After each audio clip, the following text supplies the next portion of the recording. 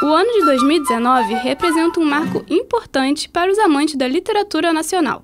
É que desde 1º de janeiro, todo acervo literário de Monteiro Lobato encontra-se em domínio público.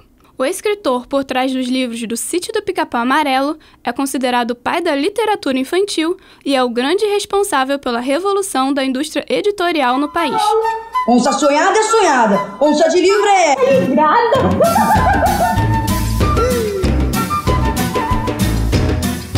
O que exatamente assustou muita gente naquela época, 1921, onde A Menina do Narizinho Arrebitado foi lançado, a gente pode entender como é que era quando livros diziam que a criança tinha voz e podia fazer críticas, que a criança efetivamente tinha o seu lugar, né? E a Emília é a prova maior disso, é a reverência da Emília, a crítica da Emília, que foi o seu personagem. Para celebrar a memória de Lobato, a Biblioteca Nacional no Rio de Janeiro mergulhou em seu acervo e concebeu a exposição Monteiro Lobato, O Homem, os Livros. A curadora Ana Merege avalia o impacto das obras do autor em estado de domínio público. O Monteiro Lobato agora entrou em domínio público no início desse ano, né? Então, quer dizer, a obra do Lobato, os textos do Lobato podem ser republicados por qualquer pessoa, qualquer editora que quiser publicar os textos do Lobato ou fazer mashup com a obra do Lobato, pode. A única coisa que ainda tem que ser vista são os direitos dos ilustradores, quer dizer, você não pode reproduzir ilustrações a não ser daqueles ilustradores que também já faleceram há 70 anos, né? Então, por tudo isso, a biblioteca resolveu fazer uma mostra daquilo que ela tem do Lobato, tanto da parte de livros quanto da parte de cartas. O escritor era dono de uma personalidade forte. Foi um homem controverso e teve sua vida marcada por polêmicas que o perseguem até os dias de hoje. O Monteiro Lobato escreveu as suas obras num contexto onde não havia essa história do politicamente correto. Não havia essas questões... veja bem, eu não sou contra o politicamente correto, mas às vezes ele se exacerba, né? Nós sabemos disso. Então, o Monteiro Lobato, ele escreveu nesse contexto. Então, eu acho que é num contexto histórico que a gente tem que entender determinadas expressões do Monteiro Lobato. A tia Anastácia é um dos personagens mais queridos do Monteiro Lobato. Nos últimos anos, os movimentos sociais têm apontado o uso de expressões consideradas racistas em seus livros. Por esse motivo, algumas pessoas defendem um boicote aos trabalhos do autor. O nosso papel não é esconder as coisas que aconteceram, né, ou descaracterizar a obra de qualquer artista, né?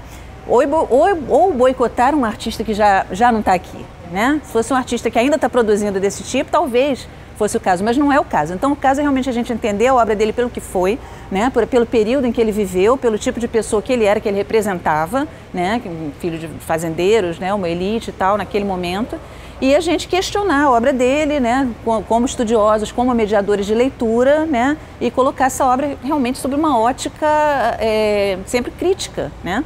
Diante de tais acusações, muito se tem discutido sobre a presença das obras de Lobato nas escolas. Em 2010, o Conselho Nacional de Educação vetou a adoção do livro Caçadas de Pedrinho das salas de aula. O Ministério da Educação derrubou o veto. Então, eu sou a favor de não censurar nada, tá?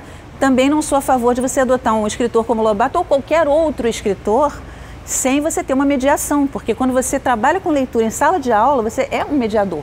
Né? Você vai ser uma ponte entre aquela obra e a pessoa que está lendo. Mas existe um Monteiro Lobato além dos livros.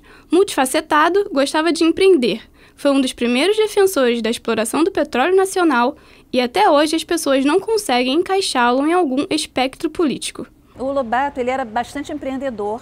Né, ele vinha de uma elite fazendeira, né, mas ele também tinha um lado dele que era muito a favor da industrialização. Ele achava que o Brasil só ia sair do seu suposto subdesenvolvimento quando ele se industrializasse, né, principalmente através do petróleo e do ferro. Então ele era a favor da exploração, ele acreditava que havia petróleo em território brasileiro, né, era a favor da industrialização, era a favor da exploração dos recursos naturais do Brasil. Nesse ponto, pode-se dizer que ele era bastante idealista. Em um momento ele aderiu a umas ideias, no momento a outras, né, em termos de economia, mas ele realmente pode-se dizer que ele sempre foi bastante combativo e bastante atuante nesse campo. E aí eu acho que a gente tem que sempre pensar na pessoa. A pessoa não existem zonas cinzentas, a pessoa não poxa, ele odeia negros, ele é uma pessoa racista, ele é ruim. Ou então, não, ele adora os negros, ele adorava pessoas como a tia Anastácia. Não é uma coisa nem outra, né? Ele tinha suas qualidades, como já falei, como escritor, como empreendedor, possivelmente tinha algumas qualidades como pessoa, então nós temos sempre que medir, né, essas coisas quando a gente fala do Lobato. Marmelada de banana, bananada de goiaba, goiabada de marmelo.